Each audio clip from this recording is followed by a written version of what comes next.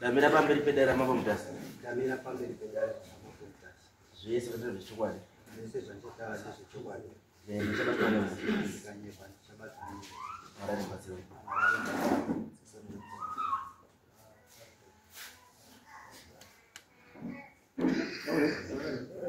Pasore mambo mutasi. Ini ndinoitwa Tendai Pazule.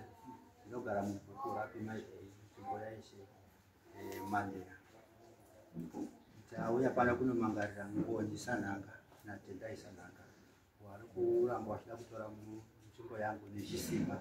Wari kurima mabanana wachisima michero.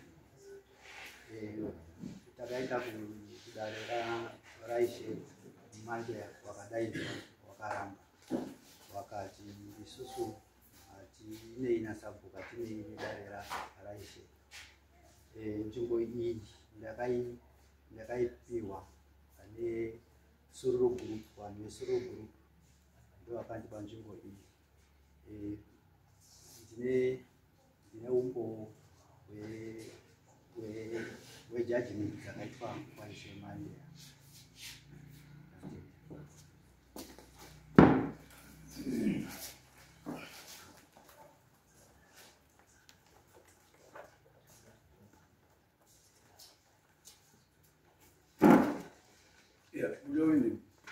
Iwe zoga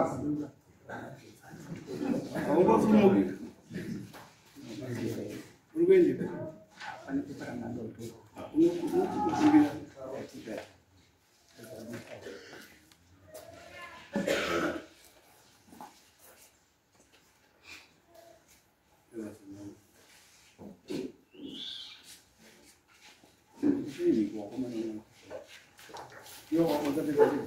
Mama pensa outra vez.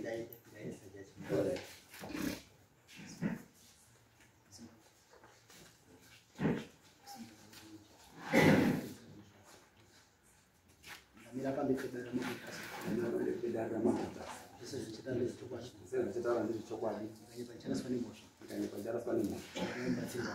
Marari batsirwa. Ndiko Tendai Sanhanga. Ndino pamberi penyu. Mambo mutasi.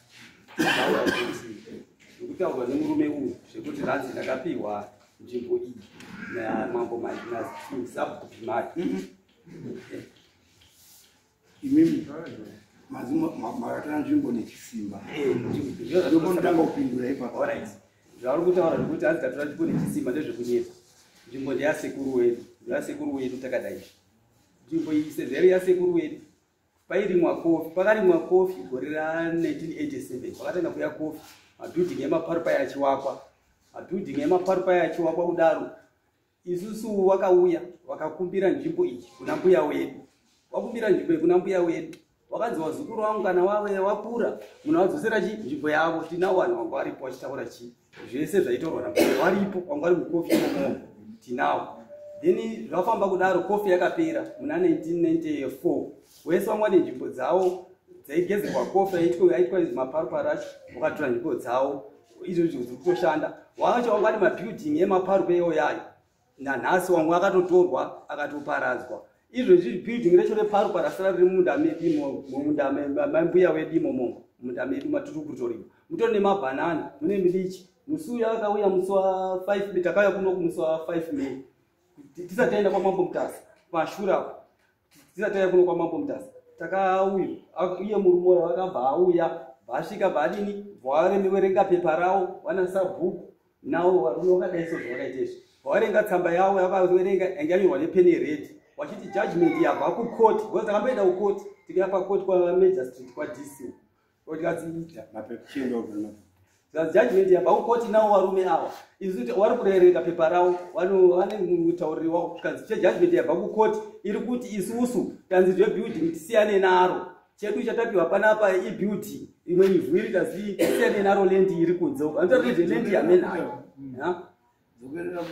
zvanzi pajudgment yatakapiwa zvanzi kukoti zvanzi anotaura nezveland iri kunze uko ameno hake chedu chatapiwa panapa ibuilding ndo zvakabuda kukoti.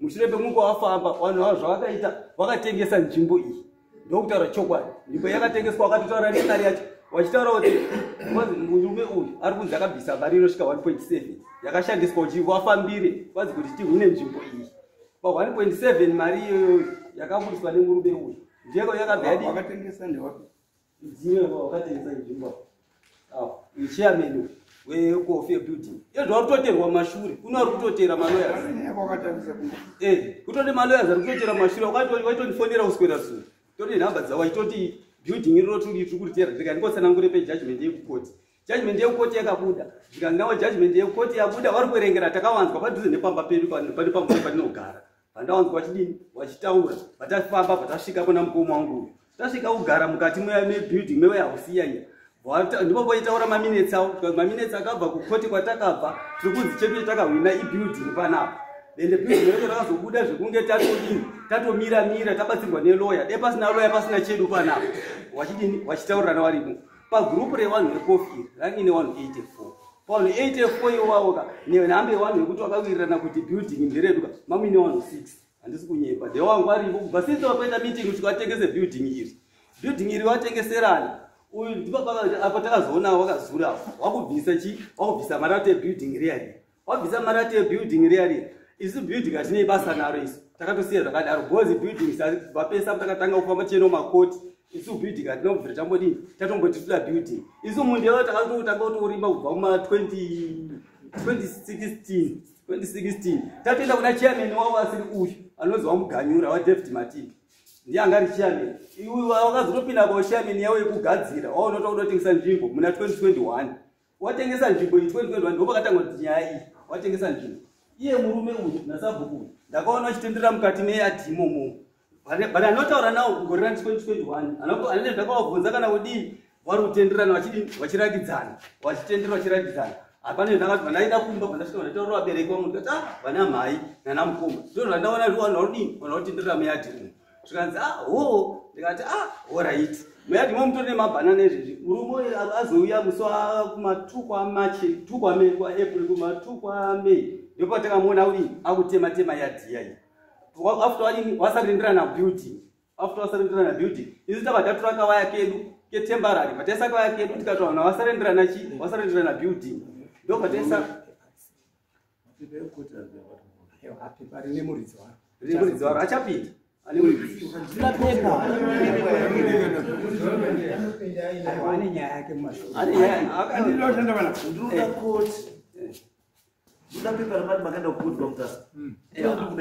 waenda namukoma because mukoma ndiye muchindiko varipo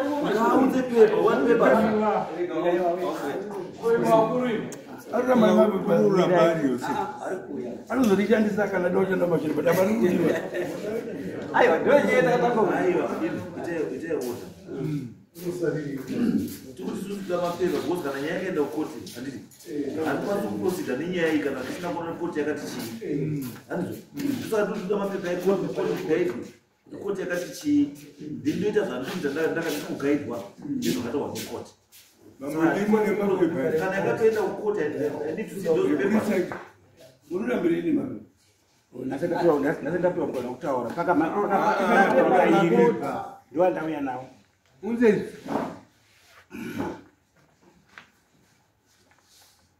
ndiri kudzisa pakamambo mutasa kuenda kudistrict court iyi judgment yeBilmandeya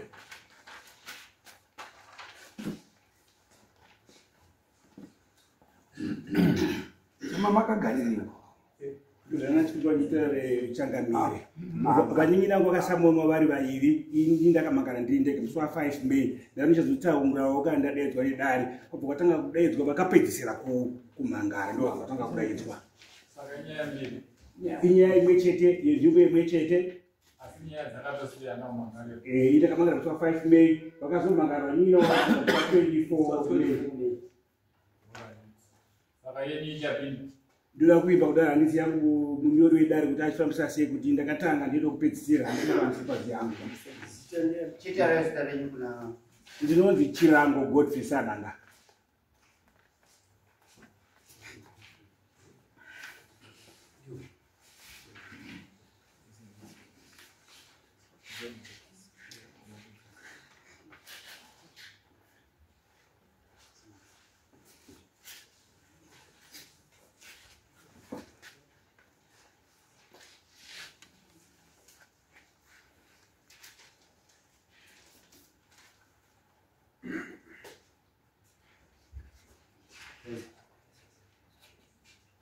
How by registered association? Aisi Changamire. Asi musi wa 10 September hama yangu uyu Daniel Mageza achibatsirwa naIshe Mandela vakataura mambo Mutasa vanga varipo nguva iyoyo kuti vakanga vari registered. Saka zvakazonzi izvo ai corporate sana kachisungwa uende kuMutasa kukoti usana kapiwa tsamba iyi. Katika kukoti kwa transition. Kukoti takatambenda neinterdict. Kukoti Israel bambo. Israel bambo.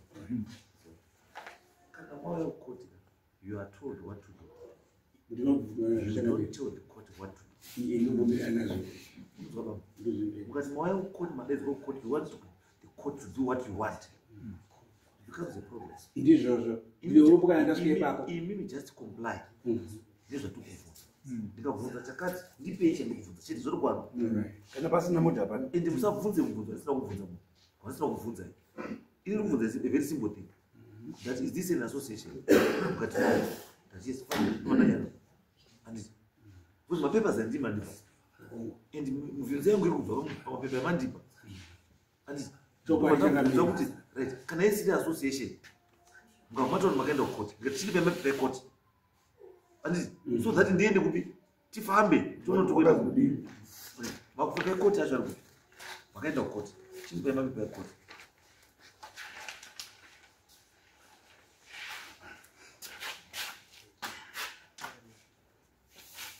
andizitoona ipo emergency court Mutasa sunga uswa 3 June.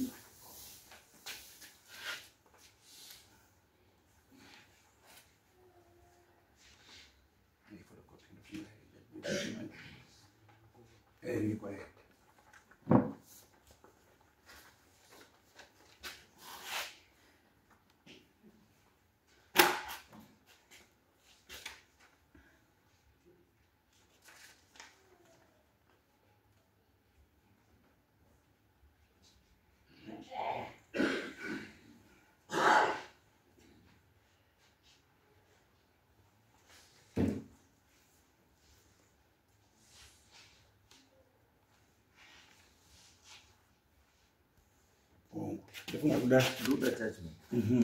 Where is the judgment? Ndibasiye mpese masitona kunonga. Ndiye mswa 3 June, chini hapa 3 June.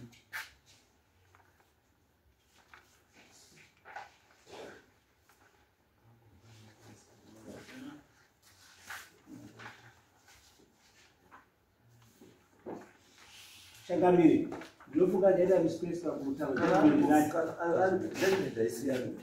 Judgment yakafana. Judgment iri chama judgment. Uenda for you kana for you. Ndinenge hapana. Ndifunga. No, alright. Ile ndio pana ruling. Judgment kana kupai disina kuyana chama ngire gerere ndipo ndakaita mispace asindinayo ndiye mswa 3 June 2020. Ibi manipa heads of argument. Anga sima submission. Heads of argument ichete anga submissions. Haisi judgment. Ndizvozvo. Ndizvo ndinofanira ndakaita mispace kurongedza kwandakaita. Yes, after must submit these things. Panozopinda pasvika sitting.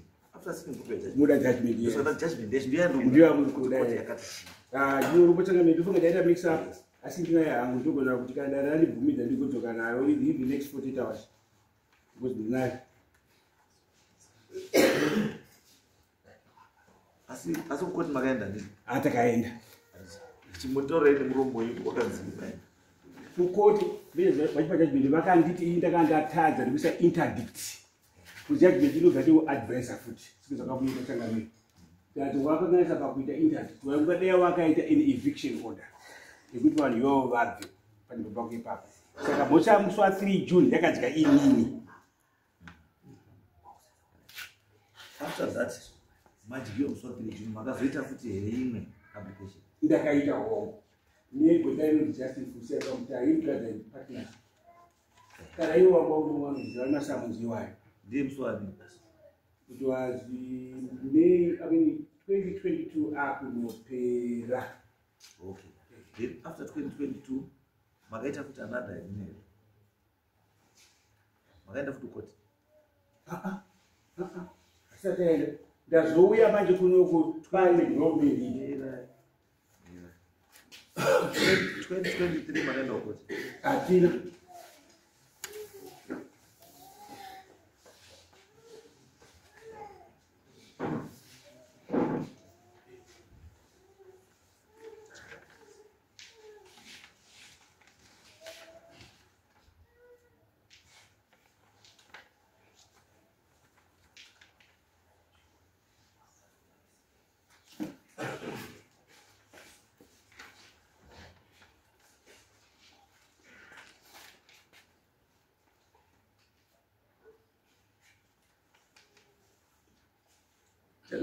Judgment ikazwa mswa 3 June 2023 tatanga 2022 ikapasa bubu ikapaishe kama kumtasa Tunonoka.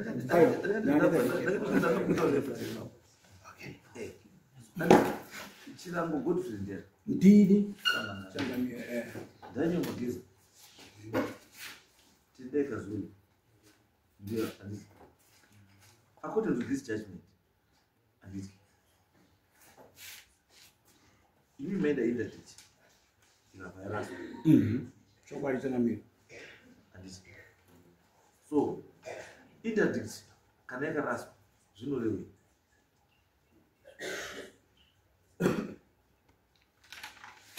andidango answer ile exact but maipango nditaure interdict yakauya through a legal advisor kunyanga but being a judgment difference between nini interdict yakaoneka isina kukodzera kumangara kwandakaita ndo zvandakatasikwa understand kana yaisina kukodzera zvinorewe law zvinoti papo ini ndakanditadza kugadzira yangu zvakanaka saka makadii ndakazviwa nenyaya saka namakaziva zvinorewe zvinoreva kuti inini kana ndisina kugutsikana ndinosimuka ndichaapila did you do ai ndakadaro changamira that andino zvakangadikaripanapa pasindi nawo zvavo kana iwo kuchemani dzangu dzanondiziva vakamira iziterawo ndotira kufamba nenyaya yenyu kuti ndizive apa ndotira kufamba nenyaya yenyu kuti makadyiwa chokwadi madyiwa it means kuti ka status quo in that given time ndiyo yakanga ndizvozvo in the status quo yaitaura kuti uyu akabvumidzwa kuti akontinue nezvakuita and then you appealed against that and ndinga mapepa yako judgment yacho andina kuziva changamire asi aita judgment asati aita judgment asati aita ndaapila asati aita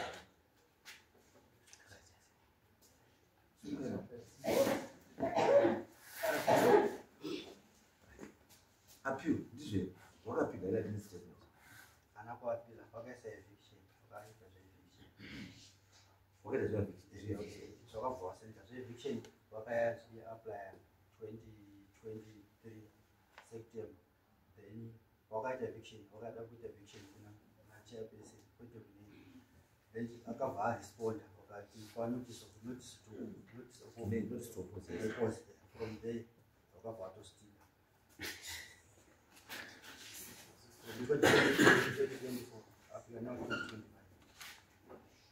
right waku might appeal what was the response from the court yakati handina kuenda mudasi nakutora changamire pose president kuti wakatowanikwa dzimwe makati wangautsi uongo handisi chokwadi dare rikati handisi rikati toti ndapinda reti asati aenda kudare ipapo mafoisasati aenda kudare ndosaka ndikubvunza kuti dare rikamakaita application 2023 this is 2025 chokwadi 2 years makamirira kuti muchadaigwa nadare uyo lawyer akamboitawo dambudziko raakaitawo ini pane dambudziko rekurwara izvaipa kuti ndoda kubatsirei so that you understand nyaya iri apa ka handisi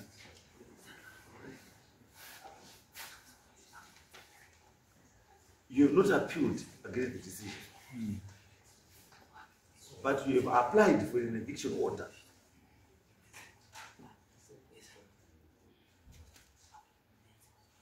yokanjiwa nenyaya painterdict interdict pamakaita interdict yanga iri kustopa uyu kuti amire kurima kufenza kuita sei whatever zvaari kuita ipapo madevelopments ese adi amiri saka maenda kukoti ndobva pasvika pamadyiwa zvichirewei zvichireva kuti koti yakati iwe proceed continue nezvoruta sei nezvoruta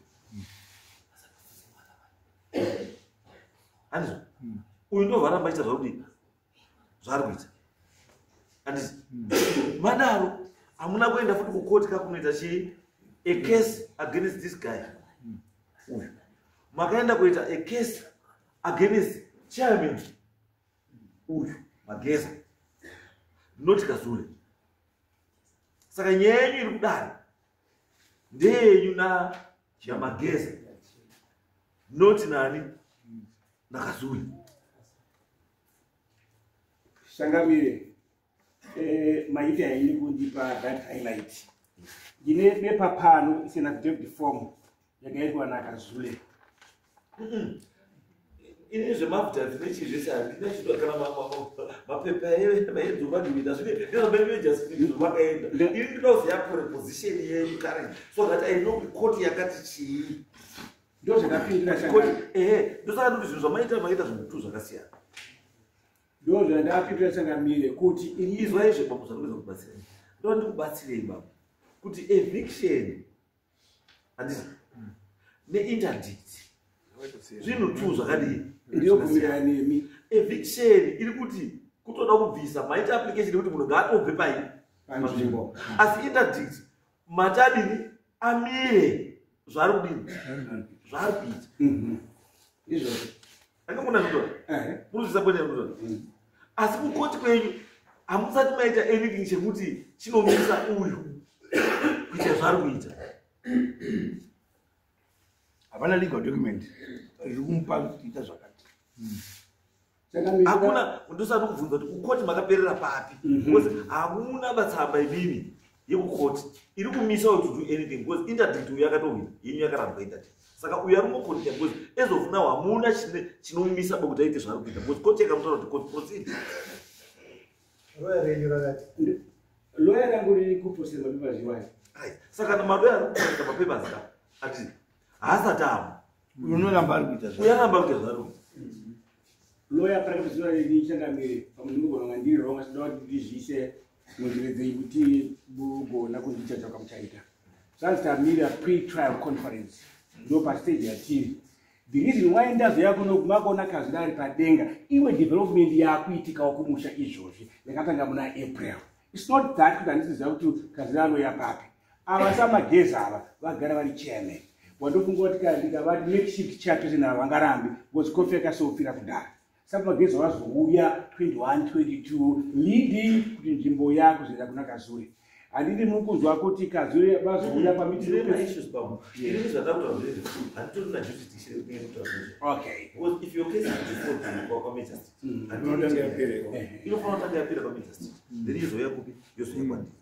but chandoda kuchitika kuda kuti ndikubatsirei kuti kana munoda nyaya yenyu munofanira kuendawo sei muchiita sei because as long as uyu asati asevwa any paper from court handiti hapana chinomumisa kuita zvacho and papepa penyu according to these papers handiti bepa ramambo akanga aripo before inini riri kutaura kuti it was said kuti chinhu ichi is an association, is a registered association handiti saka kana iri a registered association handika imi muchiramba kuti is a registered association handiti it's not his duty to prove beyond reasonable doubt kuti haisi association. It's your duty now imimi muruti haisiri a registered association to prove to everyone that it's not a registered association. Yes. If it is not a registered association, then from there now, and makona kuti mageza kutobuda mukati because hasina basa munyaya because association haipo anditi saka chekutanga chiripo ndechekuti tangai maona kuti association iripo here kana kuti haipo because muridzi wechinhu according to these papers is alleged kuti muridzi wenzvimbo iyi akazopa Kazule association. Right. Shangamire, because I'm out of so ndasvika kudara Shangamire. Hama dzangu tapinda mudaramo mutesa musi wa 10 September. Musi wa 12 ndotambira runhare kubva kune vakanga vari munyoro mumutasa. Kuti hama dzako dziedzawo yapano dziri kuchitaka nyepera dare sondo. Kwandiri manje izvozvo Hearsay. Hearsay, I agree. Yes. It's hearsay, so I do not entertain hearsay. Okay. Ndezvenyuri tu nani na Craig. But andina document iri kutaura kuti wakazodzoka kwamabva uchitaura kuti tanyepa. Anditi saka dai pamene pepa kutaura kuti tanyepa anditi ka then it was okay. Even it was also going to be an advantage to you. Because mamuchazoshandisa pepa iri kwandiri nekukoti kuti vanhu wakanyepa apa ndobva wazotaura wega kuti takanyepa. Anditi kukora. Saka izvozvo handintertain why because I was not there. Ndina kutaurwa ndandisipo. Saka ini chandikuta kuti kuteedzera mapepa akanywa namambo akanga ari kuendesa ndapo ndo andikutsvaya kundiona kuti yanga isvika papi nekubatsira imi because ini chandinoda kuti vanhu rambe makabvisa every time ipfungwa yekuti randa yakudarika kunofanira kuita number 1 nenumber 2 ini ndoramba ndakutaura kuti no kana moyo yakudarika kumaoko handiti it's not about winning handiti but it's about getting your case solved kuti muende kupi muende kumberi ndo zviri important musainduzva kuti kana moya panapa iri basa rangu hatiri kuti iwa no to me it doesn't make sense iwa wawina then what but zvasorova here the social aspect iri kumusha hazvina ndatimaine kugarisana zvakanaka here amuna ai kana moya panapa ndichekuti ai waona iwe unemosvaka iwewe ndiwe wakashaisha asi chingadzisai apa neapa kuti muende mberi zvakadii andizvo ndinge ndaita mutongi akangwara noti kuti ndibve kuno mundati iwewe chamwari iwe watoiwa nemuswa chifanira kutakura mabhaketi ako izvi zviokobva ipapo iro hane zvandaita saka ndiri kuti mamiriro akaita nyaya yenyu handiti so far haina zvairi kutaura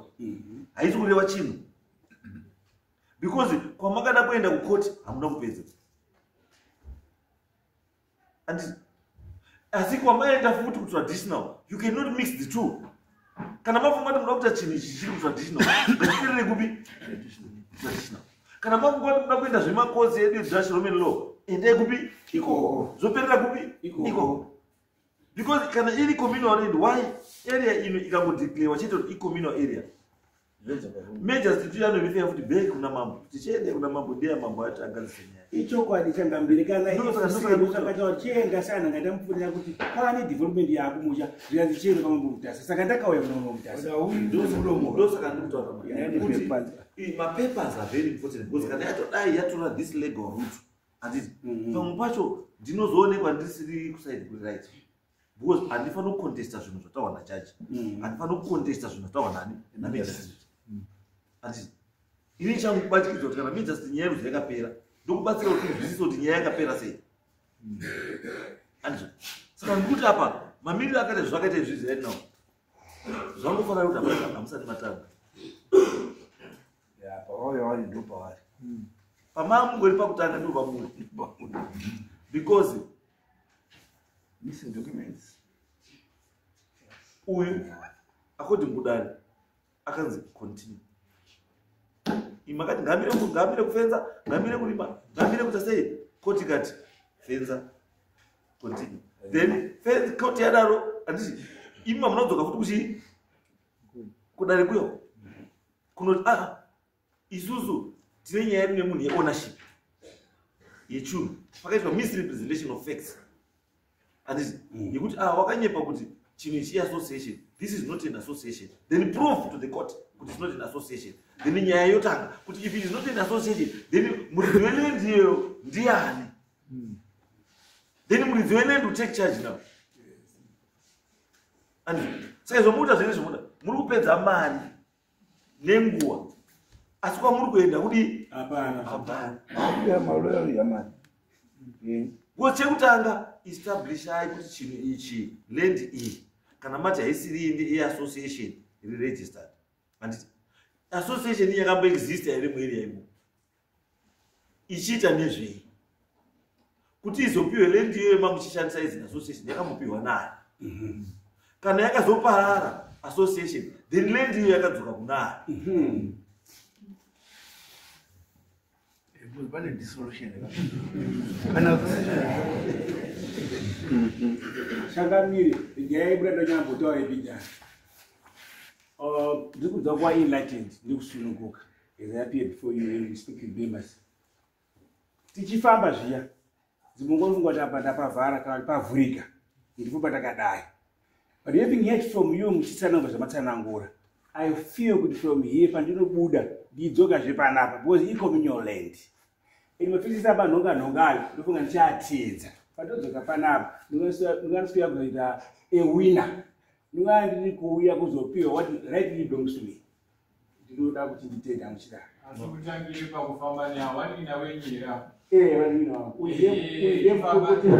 Chifamba ipamwe chete kwetoti ndi munosarawo komozodaidzwa imi muchimbosara ndopamukaona musongano kufarongeka ipapo. Aiwa ndoba tiregerere vanina vakamhangarirwa vari vega vari 2 musi wa24 May. Indamhangara musi wa5 May. Saka ndaifunga kuti in order for merit angadai atanga kudedzwa ndini but tangofuka marongera kuti handina kusara because ndakuwasiya. Okay, zvatobatsira kuti handasova nyaya 2 nedongo neche. But ini chandura chete chandakutaura ndizvo. Anzani Mageza, Kazulo, anzani Sananga netimu. Chandikutaura ndechekuti go back, sit down. Zvimwe zvacho izvi zvinoda kutaurirana. Not kuvisana. Munoziva zvinoda. Zvimwe zvacho zvinoda chii? Kutaurirana. Not kuita sei? Kuvisana. Because the moment munotanga kuita element yekusumudzana tsvimbo. Hapana chatira. Ende mukatanga nyaya yemapepa. Maloya haneti. Anokuti nhasi ari kutaura kuti ashamwari inotofamba chida atoisota. Mangwana waenda ukati tatengwa mbijana. Zvinoisota. Kuchingodaro tazoiwa nekona rakati. Tazoiwa gore. Ukaona madhetsa arapa. Andi. Yatoko 2023. September. Tamuna 25 June the 1st. Asi maloya ruti Pane P12 conference. pane chi? Heads of argument. Yes. Pana supporting chi? Document. Pana chi? How many chi? Sorry. Chi imagine ukazule apupura kangani paledi. Nakazule. Ndofunga Ruta hapo. But 3 years instead of cut out in terms of time. Wapupura kangani. Okay, akowa kangani. Akowa kangani. Kata 4. Asi kesi ichirichi iri on. Meaning kuti vinyabudana akatenga, mari yake yakatenga yadi. Yazoka. Asimalo yari kuti chi pambiri. Ande ngatise. Asambe madoda. Ande pambiri. Ndinohwina chete. But ndizvo here. Handizvoba. Tiri kuti ngatidzidze kuti pamwe pacho we sit down. Tagara anditi pamwe pacho tagara towirirana. Kini simozongoya kuno kuti mambo tatine issue yakadai. Tazogara pasi. Tawirirana. Zvakati. Takudai. Kana tinoda kupa guidance. Isu tocho kuguide no apa kawo. Madi machidai. Because ndiri kutaura ndakadai so. Mutora nyaya yekuti paupa yakadini. Yakaparara. Anditi. But izvo yakaparara paupa. Ine here wayakasiyira ikapa ma-assets kana kuti chiye paupa. Andikwanisa kupindura ndakamira ungatomageza unotaura ndiye satigare.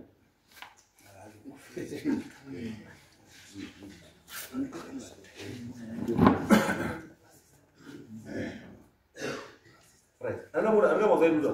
Kuti muruti pane imba iripo. Pane chiizvo. Radongo changamire. Izwa muruzaiduza. Idongo asiyakasiyiwa riri imba. Dongo ritange ndekuita dongo. Rinotanga raita imba, rozoita dongo. Paranga riri imba pakaenda vanhu. Rakambosiyirwa ani? Zingerani. Right. Group riripo anditi. Ndati group riripo here. Aiwa izwa.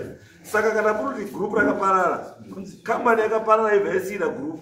Group rasiyirwa ndobva raparara. Ndozamuta. Saka izvozvi hapana muridzi.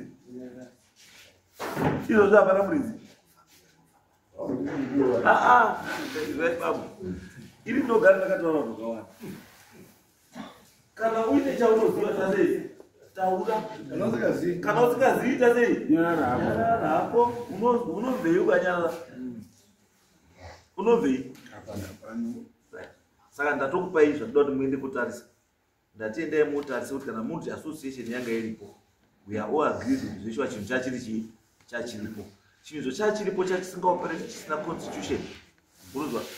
Chachisingaoperate chisina constitution. Anditi? And kana chachine constitution, who have the right to the last committee to run that thing? Nduanani. Pane rema surviving members from the committee pakaitwa company payakaparara yonzi iripo nduanani yo establish kwa kuti pana ningina which is the right izvo chinhu chakaparara pamakachipiwa necompany anditi company yakati kudii tipei mapepa kana ari mumapepa because you may be surprised pane mapepa aripo anosolva nyaya dzese. If the constitution is there, then the constitution should guide us. Kana constitution pasina anditi then apasina manje nesimba over that thing. Unless muntu pakatsva chinhu ichi. Anditi chinhu ichi chafa. Anditi imimi as community. Anditi makabva machireviva mukakontinua nacho. Pamakakontinua nacho wakanga wari uchitungamira ndiani nani. Muine mutemo upi neupi. Mukona zvindoza kubatsirai. Because ini chandinoziva dhona rikauya mamutasa rikasvika rikawaka mabuildings apo. Anditi kana rapedza program yavo zvawanga uda kuita gore rawapera wakuda kuenda wanodonata mabuildings yavo kumutasa rural district council. Mabuildings yavo anoita sei anodonatwa kumutasa rural district council. Aubodi kuenda. Saka ndosaka nduti ipaupa iyi payakaenda yanga ine mabuildings nechi. It's not only mabuildings because kana pairimwa it means vapano nemapadza nemajeko nechi zvese Pamwe nemari. Ivi pamwe netumari pakasara. Arizo pawakaenda wakati nemaasets ari wakapa ani kana paine mapepa ari kwataura zvinhu zvakasiyiwa mumaoko anhingi tobva taziva kuti zvakasiyirwa ndinhingi nanhingi just for the purposes yecontinuation. Changamirira kukomenda panyaya yamandizvira kutaurirana. Ndifunga ndo zvanga zvingori ndakakurirapo ndakazvarirwa mwenyu. Pandakauya ndaenda sabhuku ndauyawo ndazwa nyaya chingoti idini. Sabhuku kati nyaya wananga ichamboitiba. Ndinge kwa Ishe Mandela. Ndikati handidziki ndegaba. Handina gumba ndoita naIshe musipo.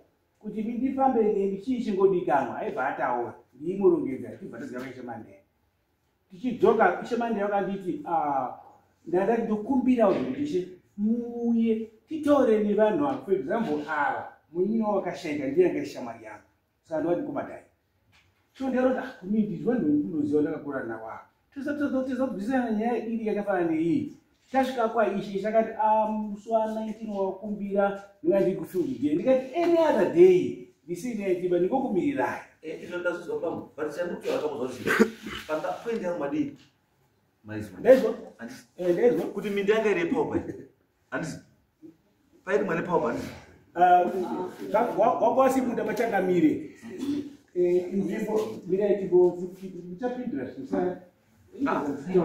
no it's okay all right nzvimbo all right ndizva izvandotaura because information iri apa zvinangokutaura kuti kana papa ari kurimwa handisi ndazwa kuti uyu ataura nenyaya kuti pane coffee chichi ndiwe kai ungoitaura nenyaya yecoffee nechi paka pasingaimichangamiri paka pasingarimwi izwa izve mira ndo pari kuya question yangu kuti kana yanga iri warehouse handisi yaichengeterwa coffee nechi warehouse yanga yakawakwa munda mari manhanga sanhanga izvo yanga yakawakwa anga akapa here angakatengesa here anga akadii akadini mirai akadini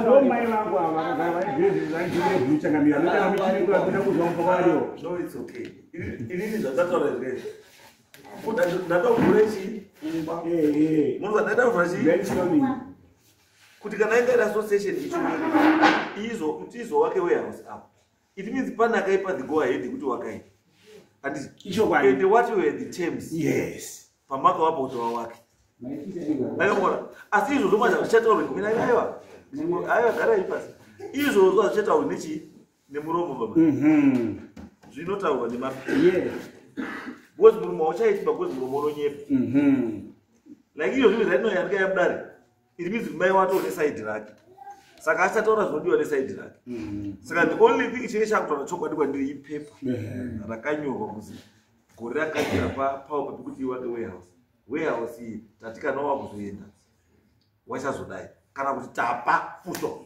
saka kana mati tapa fuso it means you cannot claim that thing back because matapa.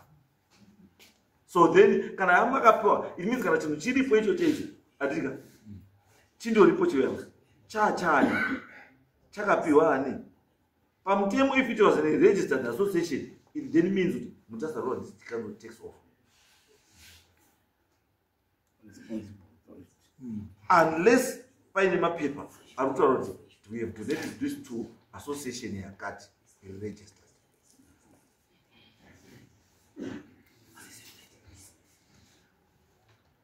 Anyway, chinda yemwete zvandari muiti to me asina kuti mudini right. Thank you tona asi as far as mapapers court there's nothing. All right. Saka kana pasina anything it means the status quo must be maintained. Wasana ndataura ndati ndiri kuti kana pasina chiri court chinotarisira kuti ari menechi zviripo izvi ndo zvino maintain kusvikira paita chi zvedare zvaita zvinorakidza kuti ichi chinhu ngachimire. saka miri mutasere mhuri yenyu maita hanu kushure zuva rakanaka rakukumbukani